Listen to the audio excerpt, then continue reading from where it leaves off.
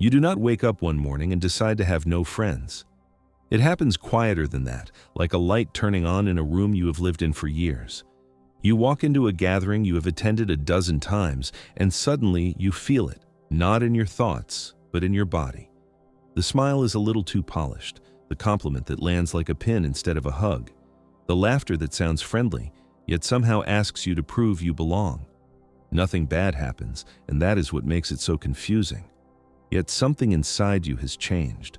You are no longer able to pretend you do not notice what you notice. Here is the strange question most people have never asked. What if your loneliness is not a social problem at all? What if it is your nervous system finally refusing to sign another contract that requires you to shrink? Some women do not lose friends, they choose to keep none. Not because they are cold or broken, but because something in them woke up, and once it wakes up, it is impossible to go back to sleep. They can feel the strings attached to support. They can sense when kindness comes with an unspoken price.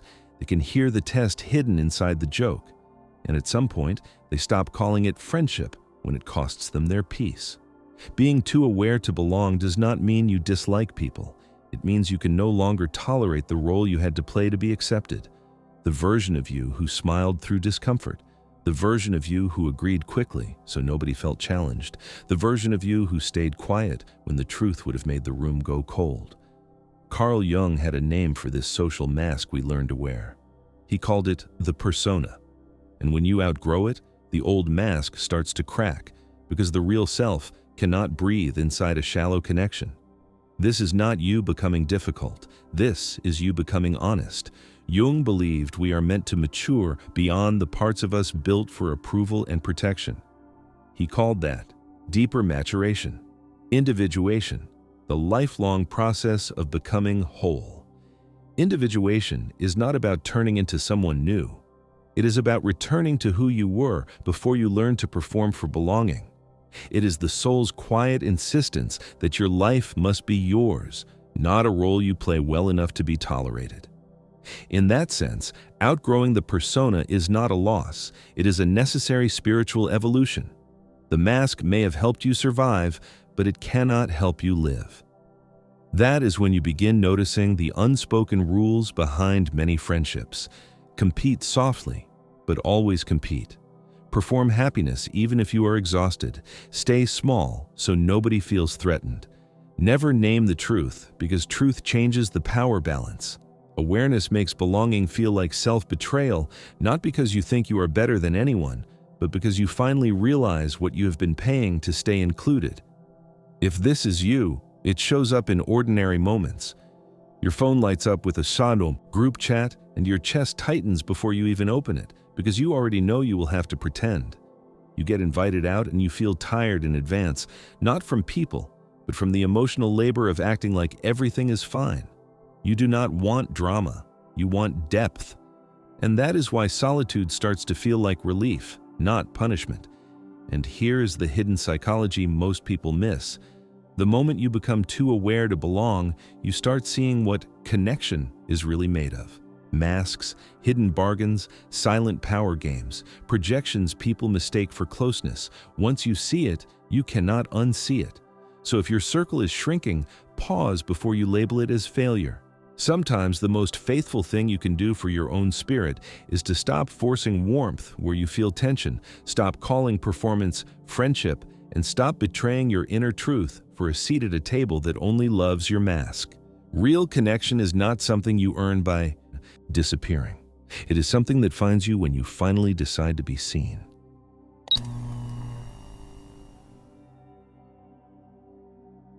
Clarity does not arrive with fireworks. It slips in like a pair of reading glasses you forgot you put on, and suddenly the whole room comes into focus. This is the first quiet turning point when you start seeing everyone clearly, not in a paranoid way, not in a bitter way, in a calm, almost startlingly sober way. The patterns you use to excuse begin to feel obvious. The friend who calls it checking on you, but keeps steering you back toward the version of your life that makes her feel comfortable. The coworker who wraps a critique in a compliment, smiling sweetly while the words land sharply. The group that bonds by picking someone apart, then calls it just venting, as if shared resentment is the same thing as closeness. You are not becoming negative, you are becoming accurate. The part of you that used to blur the truth just to stay included stops doing that. And this is where Jung's idea of individuation quietly enters the story. Individuation is not self-improvement. It is a psychological evolution where you stop living from the outside in. You stop letting the room decide who you get to be. You start listening to the inner life that has been whispering for years, the one that knows when you are performing, when you are shrinking, when you are betraying your own integrity to keep the peace. Jung would say that when you no longer look through the desperate need to belong, you start noticing the shadow in the room. Not demons, not drama. Just the unspoken parts people hide behind friendliness, jealousy disguised as advice, control disguised as concern, tiny power games disguised as jokes. You begin hearing the second meaning under the first meaning, and you realize how often you used to pretend you did not. Here is the provocative question most people never ask. What if some social bonds are not built on love at all? What if they are built on mutual regulation, quiet competition, and unspoken contracts that require you to stay the same so everyone else can feel safe? Real life does not announce this with a warning label. It shows up in ordinary scenes. A Saturday brunch where you spend more time managing the emotional temperature than enjoying your meal. You nod at stories you have heard 10 times, laugh at something that is not funny, and keep your real thoughts tucked away because you can feel how quickly the room turns cold when anyone tells the truth. Someone asks about your life, and before you answer, your body does a fast calculation. What version of me will be safest here? Then you leave. You walk out to your car, close the door, and sit there with your hands on the steering wheel. You scroll mindlessly, not because you are addicted to your phone, but because you need a buffer between the performance and your real nervous system. Your chest feels tight, your face feels tired in a way makeup cannot cover. Nobody was cruel, nobody yelled, nothing happened, yet you feel drained, like you just carried a room on your back. That is how you know your awareness is real, because your body is finally honest. Here is the practical filter, simple enough to use anywhere, even in the grocery store parking lot. After any interaction, ask yourself, do I feel clearer or more confused? Clarity is a green light. Confusion is often your psyche warning you that something was off, even if everyone smiled for the photo. And yes, once you see clearly, the next stage can feel like discomfort because a shallow connection starts to sting when your soul has outgrown it. But that discomfort is not proof that you are failing socially. It is proof that you are waking up psychologically. It is the moment you stop treating your peace like a price of admission. Because sometimes the bravest form of belonging is belonging to yourself first. And if standing alone is what it takes to keep your integrity intact, then your solitude is not a deficit. It is a decision. It is courage. It is the quiet, unmistakable sound of a woman choosing internal peace over social performance.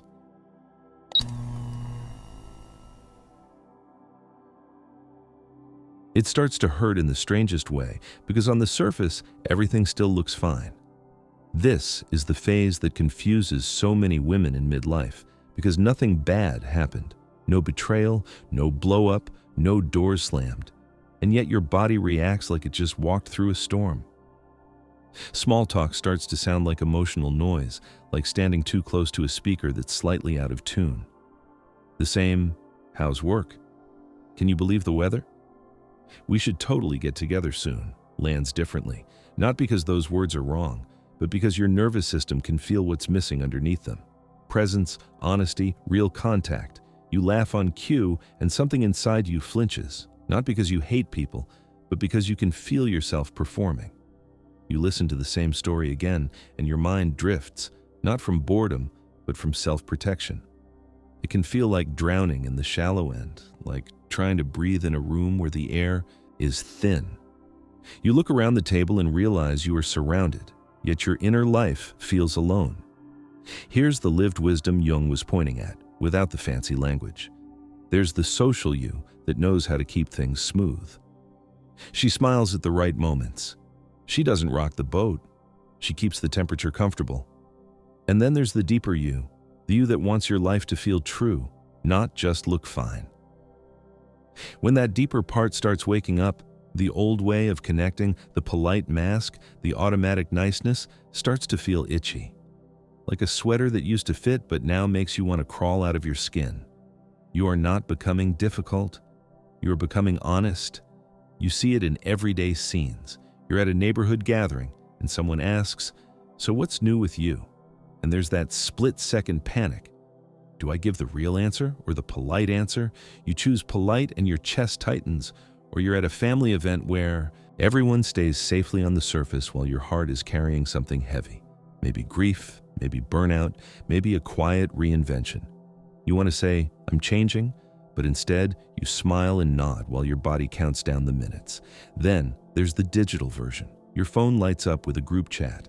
Nothing is technically wrong. Memes, quick updates, a little teasing. But you stare at the screen and feel tired before you even type. You delay replying, not because you are rude, but because you cannot find the energy to perform warmth when you feel unseen. You tell yourself, "I'll answer later," and later becomes tomorrow, because your nervous system is begging for quiet. You are not ghosting, you are conserving. And the turning point of this stage is simple and sharp. The pain is not social, it's psychological. It's the cost of showing up as a version of yourself you no longer live in. So here is the practical truth you can use immediately. After any social moment, ask one question. Do I feel lighter or heavier? Lighter means your energy stayed intact. Heavier means you paid a psychological price. Then act on what you learn, gently. If you feel lighter, stay present and let that connection deepen, even if it's just by sharing one honest sentence instead of the usual polished update. If you feel heavier, you don't need a dramatic exit. You can choose a soft boundary. "I'm going to head out early," or "I'm keeping this week quiet," or simply reply later without apologizing for it. The goal is not to punish anyone. The goal is to stop abandoning yourself. And if you're pulling away, let it mean something true. Protecting your energy is not a failure. It's a necessary evolution, the moment you finally choose internal peace over social performance.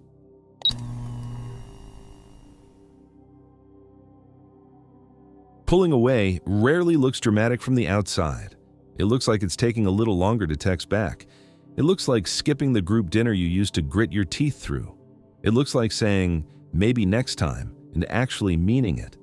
And that is exactly why people misunderstand you. They assume you got distant, cold, or too in your head. But what is really happening is quieter and more human. You stopped handing out unlimited access to your attention, your listening, your emotional labor, and your patience. You are not disappearing. You are finally returning to yourself. For years, your energy may have been an open door. Friends could walk in with their stress, their drama, their endless processing, and you would make space. You would soothe. You would translate. You would carry the emotional weather of the room as if it were your responsibility. Many women learn early that being needed equals being safe, so you become the container, the steady one, the one who remembers birthdays, checks in first, stays on the phone late, and absorbs everyone's tension so the group can stay fine. But then something shifts, not in your personality, but in your body. Your chest tightens sooner, your stomach drops faster, your shoulders creep up around your ears the minute the familiar pattern starts. It is like an inner tide finally turning. You realize you cannot keep leaking yourself out in small sips and still expect to feel whole. No big theory is required to understand it. It is simple lived wisdom. When your inner life wakes up, your old habits start to feel expensive. And it is not only friends. It shows up with family too, especially in midlife, when you have spent decades being the reliable one. Maybe your adult child calls at 10:30 p.m. and starts unloading, not asking how you are, not noticing your tired voice, just pouring. In the past, you would have stayed up, heart racing, trying to fix it all. But now you feel the truth in your ribs. Your eyes burn with exhaustion. Your body is quietly begging for rest. So you say, gently, "I love you. I can talk tomorrow when I'm rested." Your finger hovers over the phone like you are about to break a rule. Guilt flashes hot for a second. Then you hang up, and something softens. Your breath lowers, your jaw unclenches. The house feels quieter, not lonely, just peaceful. That relief is information. It is your nervous system whispering, "Thank you for choosing me too." Real life makes this obvious in small moments that land like a thud. You get an invitation on Thursday night. Come out on Friday. Everyone's going. Your fingers hover over the screen. You feel the old reflex to say yes, to prove you are easygoing, loyal, still fun. Then, something honest rises in your body. A heaviness behind the sternum, a tiredness that is not physical but emotional. You type, "I can't make it," and guilt flares, sharp and familiar. Then, almost immediately, your shoulders drop. Your breath deepens, your face softens. You feel relief, like you just set down a bag you forgot you were carrying, or you cancel plans and expect to spiral into shame, but instead, your living room feels like a sanctuary. The lamplight looks warmer. The air feels calmer. You make tea, and for the first time all week, you can hear your own thoughts without someone else's needs talking over them. That is not you becoming antisocial. That is you becoming honest about what it takes to stay well. And here is the part that lingers. An unperformed life is not small. It is beautiful. It is spacious. It is the quiet kind of freedom that lets your body finally exhale. When you stop forcing connection at the expense of your peace, you do not lose yourself to loneliness. You meet yourself again, steady, real, and whole enough to belong to your own life first.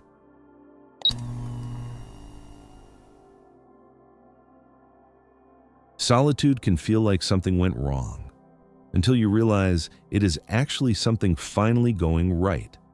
It can feel like failure, like you missed a step everyone else got the memo on. But what if this season is not a deficit at all? What if it is a growth stage, the moment your inner life becomes louder than the crowd, and you can no longer live on borrowed belonging? This is what individuation looks like in real life. Not a dramatic reinvention, not a personality makeover. It is the slow, honest separation from who you had to be in order to fit. You stop letting group dynamics shape your voice. You stop measuring your worth by who invites you, who approves of you, and who replies fast enough. Little by little, you feel it in your bones. Being liked is not the same as being held. And yes, it can feel lonely at first because the old version of you had a map for social survival. Smile, agree, stay light, do not name the truth. The newer version of you wants something different. One honest connection instead of 10 polite ones. One friend who can hear your real life instead of a whole room that only knows you're fine. You notice it in ordinary moments. You sit in the car outside a birthday dinner, and your hand pauses on the door handle because your body already knows what is waiting inside. The same jokes, the same subtle comparisons, the same conversations that circle around other people's lives but never touch anything true.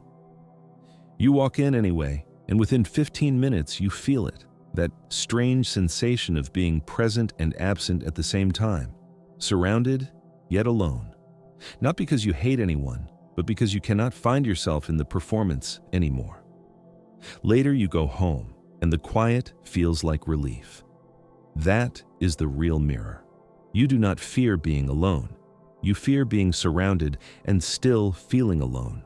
This stage also shows up in your calendar, and this is where guilt loves to sneak in. An invite pops up, and your first instinct is to explain yourself like you are asking permission to be human. But you do not have to audition for your own peace. You can decline with grace and still keep your dignity intact. Try something simple, clean, and kind. Thank you for thinking of me. I'm going to sit this one out, but I hope you all have a great time. Or, I can't make it tonight, but I'm cheering you on from here. If you want to leave the door open without promising access, you can say, "This week is full for me. Let's check in another time." No long story, no apology tour, no over-explaining. Just a calm sentence that protects your nervous system and lets the moment pass like weather. And here's the part nobody tells you. People may not understand at first. They might sound confused. They might tease you. They might say, "You've been so quiet lately." Or, "Are you okay?"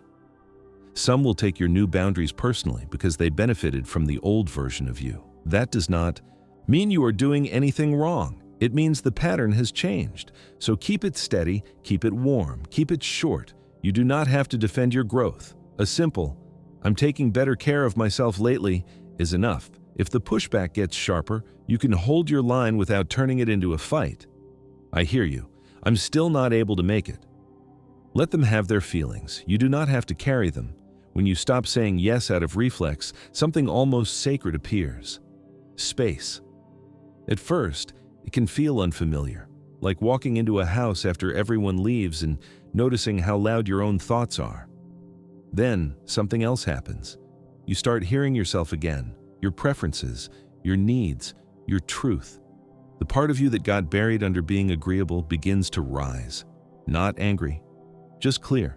You realize how much energy you spent managing other people's comfort and how little you had left for your own life. And now you can finally see what you are moving toward. Deep, honest connection, the kind that does not require you to perform. It feels like exhaling. It feels like telling the truth about your week without sanding off the rough edges to make it easier for someone else to swallow. It feels like a friend who does not punish your boundaries, who does not make you pay for closeness with constant availability. It is the kind of connection where silence is not awkward, where you can say, "I'm not okay," and the other person does not rush to fix you or change the subject. They stay, they listen, they hold the moment with you.